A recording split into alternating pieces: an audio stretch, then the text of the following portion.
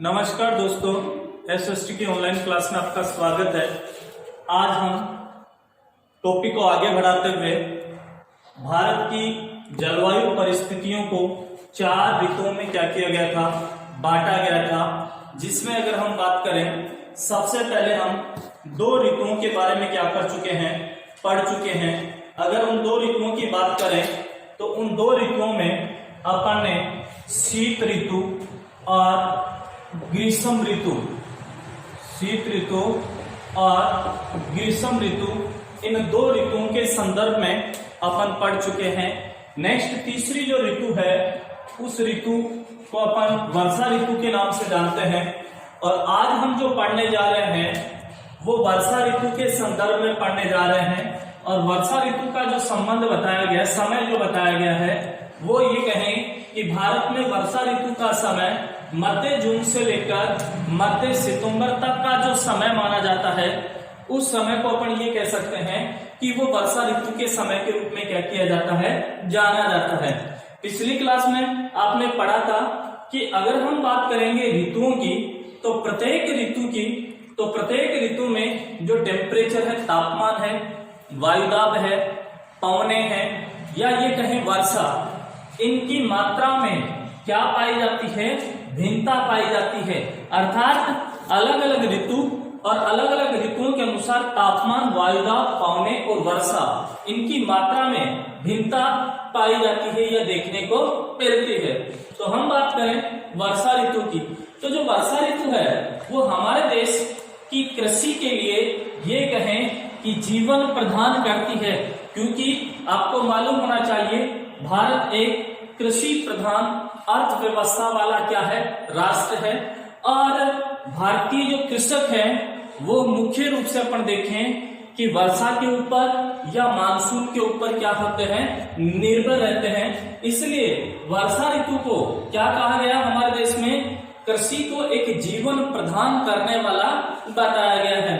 अगर हम बात करें देश के अधिकांश भागों में जो ज्यादातर जो वर्षा होती है, वो वर्षा भी इसी ऋतु में होती है। यानी देश के अलग अलग भागों में जो भारत में वर्षा होती है, वो वर्षा किस ऋतु में होती है, इस वर्षा ऋतु में ही होती है। यानी ये कहें कि वर्षा ऋतु में लगभग 90% वर्षा देश के अलग अलग भागों में इस ऋतु में होती है।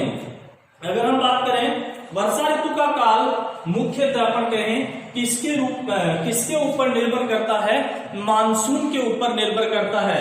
अर्थात ये जो वर्षा ऋतु है, अगर हम बात करें मुख्य रूप से किसके ऊपर निर्भर है, मानसून के ऊपर निर्भर है। यानी ये कहें कि भारत में अगर मानसून सही समय पर आता है, अच्छी वर्षा करता है, तो भारतीय जो कृषक हैं, किसान हैं, उनकी फसलें क्या होने लग जाती हैं, अच्छे से लहलाने लग जाती हैं। तो दूसरी बात अपन कहें कि भारत में जो मानसून है, उस मानसून की स्थिति अनिश्चित व अनियमित बनी रहती है। इसीलिए मानसून को भारतीय कृषि का ये कहें कि जुआ कहा जाता है। अर्थात भारत में जो मानसून है, उस मानसून की जो स्थिति है वो किस प्रकार की है, अनिश्चितता व अनियमितता की। कैसे है कि भारत में अगर हम बात करें तो भारत में मानसून कभी निश्चित समय से पहले आ जाता है, तो कभी समय के बाद आता है। कभी अतिवृष्टि होती है तो कभी अनावृष्टि होती है, कभी सूखा पड़ता है तो कभी अकाल पड़ता है। तो ऐसी स्थिति भारत में मानसून के संदर्भ में हमें क्या होती है, देखने को मिलती है। इसीलिए मानसून को क्या कहा जाता है, या कृषि को, भारतीय कृषि को मानसून का जुआ कहा जाता है। अब हम बात करें आगे तापमान की, वर्षा की, तापमान की, वायुदाब की, पवनों की और वर्षा की, कि वर्षा ऋतु में किस प्रकार की स्थिति रहती है। सबसे पहले अपन बात कर लेते हैं तापमान की। देखो एक बार, वर्षा ऋतु का समय क्या बताया, मध्य जून। कौन सा, मध्य जून। और आपको मालूम होना चाहिए, मैंने पहले भी बताया था कि 21 जून को सूर्य जो है वो कहां पे होता है, लंबवत, ये कहें कर्क रेखा के ऊपर लंबवत चमकता है, जिसके कारण कर्क रेखा किस गोलार्ध में है, उत्तरी गोलार्ध में है। अब सूर्य उत्तरी गोलार्ध में 21 जून को क्या हो रहा है, लंबवत चमक रहा है। इसका मतलब क्या हुआ कि उत्तरी गोलार्ध में टेम्परेचर क्या है, अधिक। और दूसरी बात अपन बात करें कर्क रेखा की, तो आपको मालूम होना चाहिए कर्क रेखा जो है वो भारत के बीचों बीच से गुजरती है, यानी भारत को दो भागों में क्या करती है, बांटती है। इसका उत्तरी भाग किस कटिबंध में आया, उपोष्ण कटिबंध में, और इसका दक्षिणी भाग किस कटिबंध में आया, उष्ण कटिबंध में। तो दूसरी बात ये कहें कि कर्क रेखा भारत के बीचों बीच से गुजर रही है, इसके ऊपर सूर्य क्या हो रहा है, लंबवत चमक रहा है। यानी इस कर्क रेखा के ऊपर 21 जून को सूर्य क्या होता है, लंबवत चमकता है। जब लंबवत चमक रहा है तो यहाँ पे टेम्परेचर क्या होगा, अधिक। अब देखो, यानी ये कहें कि वर्षा ऋतु के दौरान उत्तर भारत में टेम्परेचर अधिक होने के कारण यहाँ पे अपन बात करें तो वायुदाब कैसा होता है, निम्न वायुदाब होगा। वायुदाब कैसा होगा, निम्न। तापमान उच्च और वायुदाब निम्न होगा। अब दूसरी बात अपन कहें कि दक्षिण में या हिंद महासागर की बात करें तो इस समय यहाँ पे क्या होगा, वायुदाब उच्च होगा। इस समय वायुदाब यहाँ पे क्या होगा, उच्च होगा।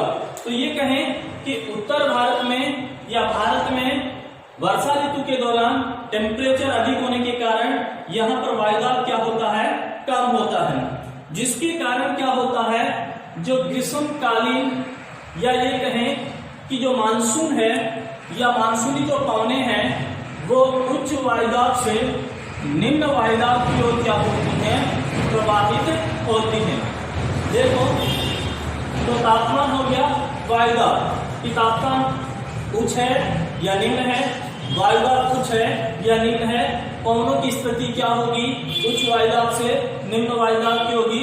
अब हम यहाँ पे वर्षा की बात करेंगे तो भारत में देखो वर्षा जो है दक्षिणी पश्चिमी मानसून दक्षिणी प्रायद्वीप की स्थिति के कारण क्या होता है, दो भागों में बंट जाता है। अब देखो यहाँ पे समझने लायक बात है कि भारत में जो ये मानसून है वो दो शाखाओं के रूप में क्या करता है, प्रवेश करता है। यानी ये कहें कि दक्षिण में जो हिंद महासागर है, हिंद महासागर से मानसूनी पवनें क्या होती हैं, उठती हैं। ये मान लो हिंद महासागर है, ठीक है, यहां से क्या होती हैं, मानसूनी पवनें उठती हैं।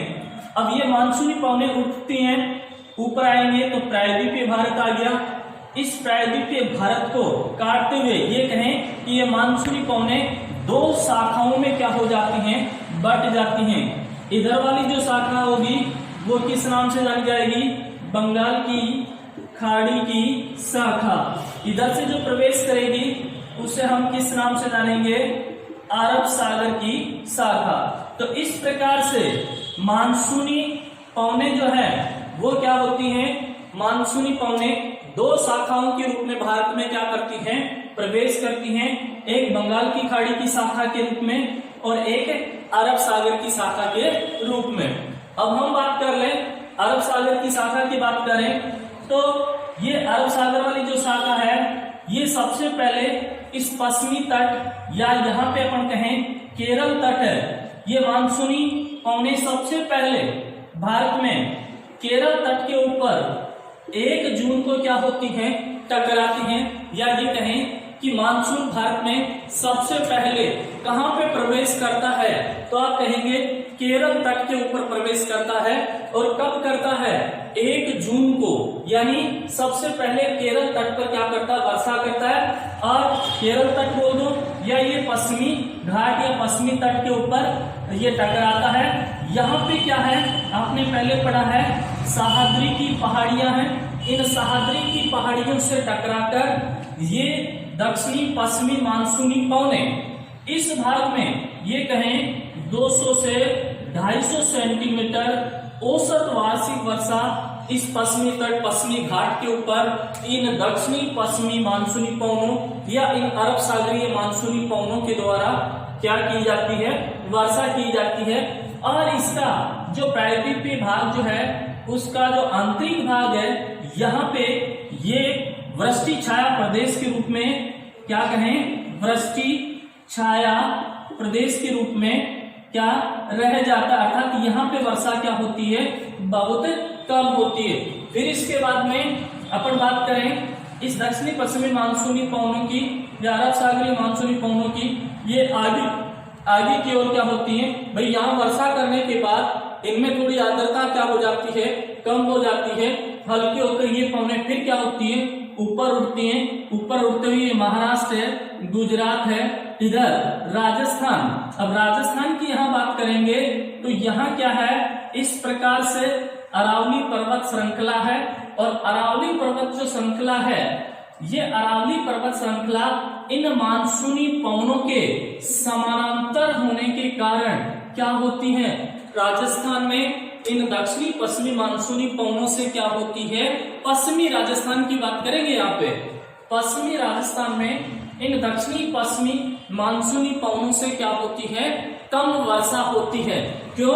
क्योंकि अवरोध के रूप में आगे कुछ नहीं होने के कारण अरावली पर्वत श्रृंखला इन मानसूनी पवनों के जस्ट समानांतर होने के कारण ये मानसूनी पवनें सीधी बिना किसी भाग से टकराए आगे की ओर क्या होती हैं, बढ़ जाती हैं। और आगे अपन कहें दिल्ली है, हिमाचल प्रदेश है, यहाँ पे इन अरब सागर या दक्षिणी पश्चिमी मानसूनी पवनों के द्वारा क्या की जाती है, वर्षा की जाती है। फिर देखना इधर बंगाल की खाड़ी वाली जो शाखा है, ये बंगाल की खाड़ी वाली जो शाखा है, ये मानसूनी पवनें हैं, ये इस प्रकार से सीधे ये पूर्वांचल की जो पहाड़ियां हैं, कौन सी, यहाँ पे अपन कहें पूर्वांचल की पहाड़ियां, यहाँ ये मानसूनी पवनें इस प्रकार से आगे पूर्वांचल या पूर्वोत्तर भारत में प्रवेश करती है। और जो पूर्वांचल की ये पहाड़ियां हैं, गारो, खासी, जयंतियां, और इधर जो हिमालय पर्वत है उसका दक्षिणी भाग है, इन पर्वतीय श्रृंखला से पूर्वांचल की पहाड़ियों से टकराकर यहाँ पे क्या करती हैं, ये बंगाल की खाड़ी की शाखा से घनघोर क्या होती है, वर्षा होती है। अगर हम बात करें यहाँ मेघालय का जो मासिन राम नामक जो स्थान है, कौन सा, मेघालय का जो मासिन राम नामक जो स्थान है, इस मासिन राम नामक स्थान पर पूरे विश्व की सबसे ज्यादा क्या होती है, वर्षा होती है। तो आपसे क्वेश्चन पूछ लिया जाए, विश्व की सर्वाधिक वर्षा भारत में किस स्थान पे होती है, तो मेघालय के मासिन राम नामक स्थान पर लगभग अपन कहें 1300 सेंटीमीटर औसत वार्षिक वर्षा यहाँ पे होती है। यहाँ पे वर्षा होने के बाद क्या होता है, इन पवनों में आर्द्रता में क्या आती है, कमी आती है, जिसके कारण क्या होता है, यहाँ से ये पवनें इस अरावली पर्वत श्रृंखला के सहारे सहारे पश्चिम की ओर क्या होती है, घूम जाती है। और जैसे जैसे ये कहें पूर्व से पश्चिम की तरफ आएंगे, वैसे वैसे इन मानसूनी पवनों में आर्द्रता क्या होती जाती है, कम होती जाती है। और इधर से अरब सागर की शाखा और इधर से अपन बात करें बंगाल की खाड़ी की शाखा, दोनों आकर गंगा के मैदानी क्षेत्र में आपस में क्या हो जाती हैं, मिल जाती हैं, और फिर यहाँ पे इनके द्वारा क्या की जाती है, घनघोर वर्षा की जाती है। तो इस प्रकार से भारत में क्या होती है, वर्षा होती है। आपको ये चीज ध्यान रखनी है। एक बार और देख लो, अगर हम बात करें अरब सागर की, यानी भारत में जो मानसून है, वो मानसून दो शाखाओं के रूप में क्या करता है, प्रवेश करता है। एक अरब सागर की शाखा के रूप में प्रवेश करता है, और एक बंगाल की खाड़ी की शाखा के रूप में क्या करता है, प्रवेश करता है। इसमें आपको इतना सा ध्यान रखना है कि अरब सागर वाली जो शाखा है, ये शाखा ऊपर उठकर भारत में सबसे पहले केरल तट पे क्या होती है, प्रवेश करती है। केरल तट पर ये वर्षा करती है।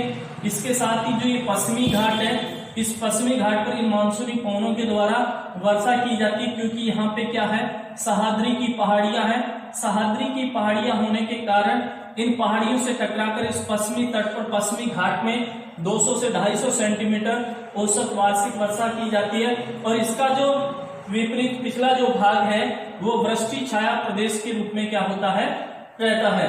फिर आगे ये मानसूनी पवनें आगे महाराष्ट्र है, इधर गुजरात है, इधर राजस्थान है, इधर मध्य प्रदेश होते हुए ये आगे की ओर क्या होती हैं, प्रवेश करती हैं।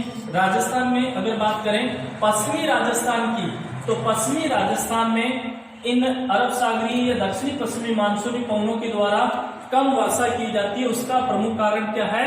अरावली जो पर्वत श्रृंखला, ये कौन सी?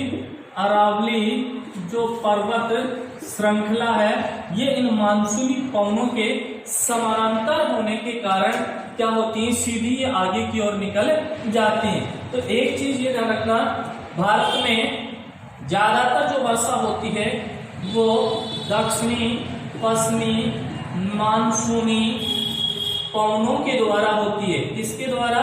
दक्षिणी पश्चिमी मानसूनी पवनों के द्वारा भारत में लगभग 90% वर्षा होती है।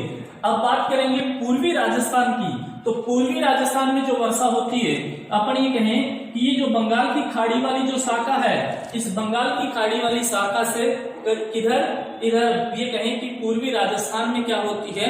वर्षा होती है, अच्छी वर्षा होती है बंगाल की खाड़ी की शाखा से। तो इस प्रकार से भारत में क्या होती है? वर्षा होती है। ये है भारत की जलवायु परिस्थितियों को जो 4 ऋतुओं में मुख्य रूप से बांटा गया था, जिसमें तीसरी ऋतु थी वर्षा ऋतु। इसके संदर्भ में आपने पढ़ा। नेक्स्ट जो है अगली क्लास में। धन्यवाद।